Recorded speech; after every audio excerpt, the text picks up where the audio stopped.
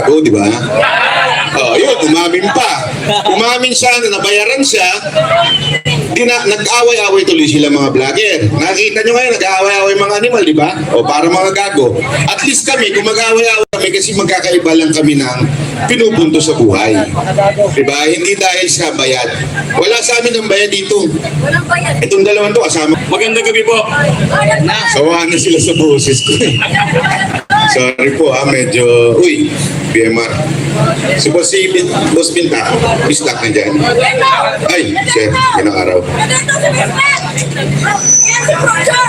Ay, naku, pagod. Anyway, ay, hindi ko na po pahabahin kasi nagsalita na rin po ako kagabi. Tapos andyan naman yung mga vloggers natin. Maraming mas magaganda silang sinasabi kaysa sa atin. Tayo po ay komedyante lang. So, hindi na po ako papahaba. Pero may gusto lamang po magparating ng suporta sa inyo. Ngayong araw na to, hindi ko siya makapunta kasi medyo busy nasunugan ng Maynila. So, nagpahatid na lang po si Yorme ng inumin at konting pagkain. Darating na po yun. So, kasama din po doon si Mamo Kauson. Busy lang din talaga sila sa... Kasi ngayon nakita nyo nasusunugan po yung tondo. Asan yung mga congressman natin? Wala, di ba? Busy na naman yung mga animal, ano? Busy sila kakabantay dito, di ba? So, ganyan no yung mga congressman natin, talagang mga walang kwenta. So, yun lang po, mga kababayan natin na nandyan. Gusto ko po magpasalamat sa inyo mga OFW natin na lagi nagpaparating ng suporta. Sinasabi nila hindi sila makakapunta. Pero yung iba nagpapakulay na lang, di ba? O, malaking bagay yun sa mga vloggers. Yes. So yung mga vloggers dyan na sinusuportahan ninyo, maraming salamat sa mga pagpapakulay nyo dahil po dyan nakakapunta sila dito kasi may mga trabaho yan eh. Di ba? So yung suporta ng mga OFW dyan, malaking bagay po yan. Again, sa mga vlogger na pinapanood nyo, suportahan nyo po yan. Dahil nagtsatsaga ako nanonood ako kanina nanonood ako mula talagang nandito kayo, na-appreciate ko na yung ginagawa ninyo. Grabe ang galing. Ako, hanga ako. Wala akong question sa mga vlogger. Minsan nagkakaiba-iba kami ng punto, nag-aaway-away, di ba? Konti lang yun. Ganoon talaga buhay. Kasi, hindi po kami bayad. Wala pong kumukumpa sa amin. Walang nag-organize sa amin, di katulad nila makagago, di ba? Yun, umamin pa. Umamin siya na nabayaran siya. Nag-away-away tuloy sila mga vlogger. Nakita nyo ngayon, nag-away-away mga animal, di ba? O para mga gago. At least kami, kung mag-away-away kami kasi magkakaiba lang kami ng pinupunto sa buhay. Di ba? Hindi dahil sa bayad. Wala sa amin ng bayad dito. Itong dalawang to, kasama ko na to, ang panahon ni Isko, di ba? Wala tayong ano. Tsaka alam nyo, kaya hindi nyo napapansin, ang daming mga vlogger naglilipatan. Kuripot ko siya mga Duterte. Walang biro wala ka hong matatak. Ako, tagal ko ng vlogger ng wala pa lang nung mga kausong vlog, ganyan na kami. Wala kami natanggap kahit 5 duling. Wala talaga. As in, wala hong, hindi ho yan ugali ng mga Duterte o ni Senator Bongo, lalong-lalo na si BP. Wala ho sa ugali nila yung magbigay para lang suportahan. Meron ba dito na nabayaran?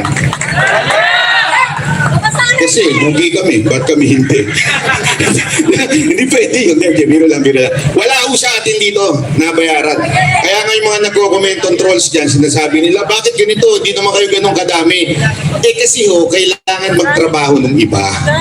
Naiintindihan namin, kaya hindi sila nakakapunta dito. Pero ang daming nagsisimpat siya dyan na mga kababayan natin. Kaya nga kami, itong commitment ng Banateros, habang nandito kayo, susubukan namin pumunta ng araw-araw din. Kung sino pa yung mga sila Coach Oli. At pangako ko po sa inyo ito, araw-araw din po ako magpapadala ng pagkain. Konting contribution lang. Okay, kung hindi man ako makapunta, magpapagrab po ako. Siguro papareceive na lang natin kay Sir Bistak at kay Sir BMR para tanggapin. Tapos konting pagkain lang ng mga hamburger. Papuntay natin yung waxis dito. Masarap pa naman ang waxis. Kaya lang mga kababayan, meron lang isang pakiusap sa atin. Alam ko mainit na ulo natin, galit na tayo kasi talagang grabe ang abuso ng gobyerno to. pakiusap lang na gawin natin itong mapayapa. Yun lang. Gawin lang natin po ito ng legal. At higit sa lahat to, wag po tayong sabi nga nila people power. Pero more than that, it's God's power. Diba? Kasi mga kababayan ito yung bagay na napaka-imposible. Napaka-imposible. Bakit ito? Kontrolado nila lahat At saka, ikaw ba naman tumanggap ng milyon, bilyon? Diba? Meron nga akong kilala. Hindi ko na lang kasi sa pangalanan Huwag na. Delikado tayo dyan. Sino na dagdagan yung ko? Merong isa nga dyan Grabe yung bayad doon sa PNP official. Ang laki ho ng bayad sa kanya para lang mahuli si Pastor Kibuloy. Wala akong binabanggit. At grabe po ang pasensya ka na, Atty. Torre Torion.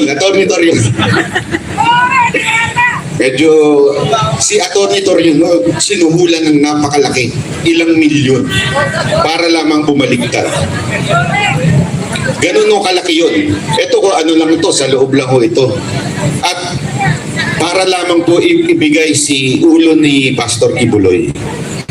Sabi ko nga, kaya ng gobyerno magbayad ng ganong kalaki?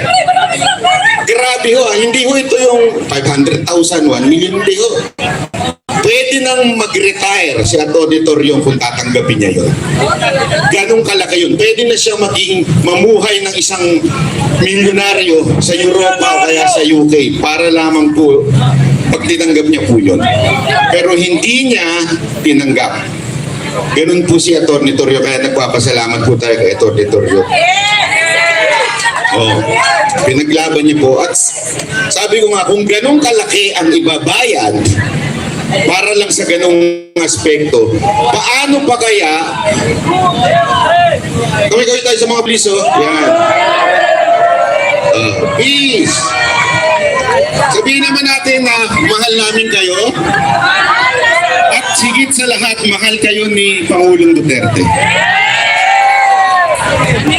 So kaway lang tayo dyan.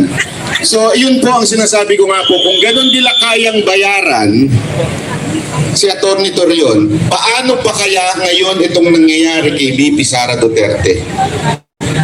Di ba Sigurado ako, milyon, bilyon ang gagamitin para siraan ng ating Vice Presidente.